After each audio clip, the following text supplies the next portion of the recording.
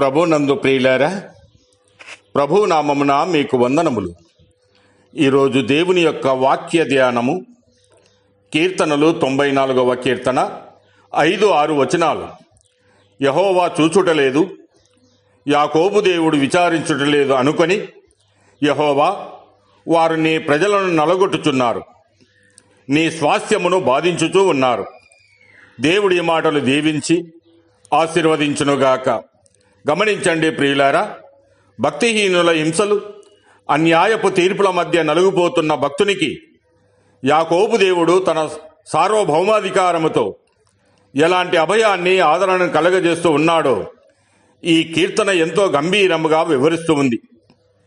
దేవుడు చూడటం లేదు, ఆయనకు తెలియడం లేదంటూ భక్తిహీనులు విర్రవీగుచు నీ ప్రజలను నలగొడుతూ ఉన్నారు. విధవలను, పరదేశులను, అనాథలను చంపుతూ ఉన్నారు.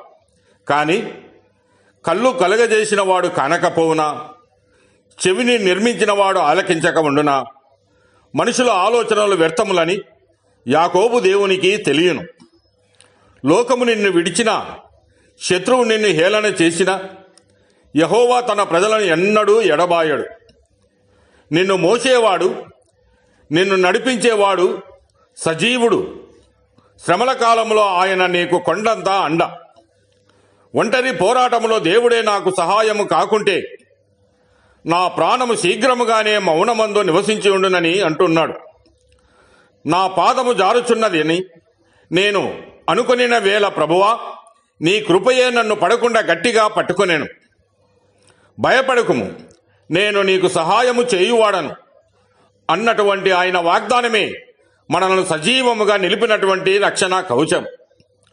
లోకపు నిందల చేత, శత్రువుల క్రియల చేత మన అంతరంగంలో విచారములు హెచ్చైన సమయాన యేసు ప్రభు యొక్క గొప్ప ఆదరణనే మన ప్రాణమునకు నెమ్మది కలిగించును. దుఃఖపు లోయలలో సంతోషపు జలపాతముగా మారెను. ఆయనే సమస్త ఆదరణకు మూలమగు దేవుడు. ఆయన నీడన చేరిన వారికి ఏ కొదువా లేదు. భక్తిహీనులు దేవుని ప్రజలను హింసిస్తున్నప్పుడు దేవుడు మౌనముగా ఉన్నాడని భ్రమపడవద్దు. కనుక ప్రియులారా, ఆయన అన్నిటినీ గమనిస్తూ ఉన్నాడు. దేవుడు తన ప్రజలను ఎడబాయడు. ఆయన ఆదరిస్తాడనే నమ్మకం నీకు ఉంటే నీ అంతరంగ విచారములలో నీవు లోకపు ఆశ్రయాల వైపు చూడకుము. దేవుడు మిమ్మల్ని దీవించి ఆశీర్వదించునుగాక.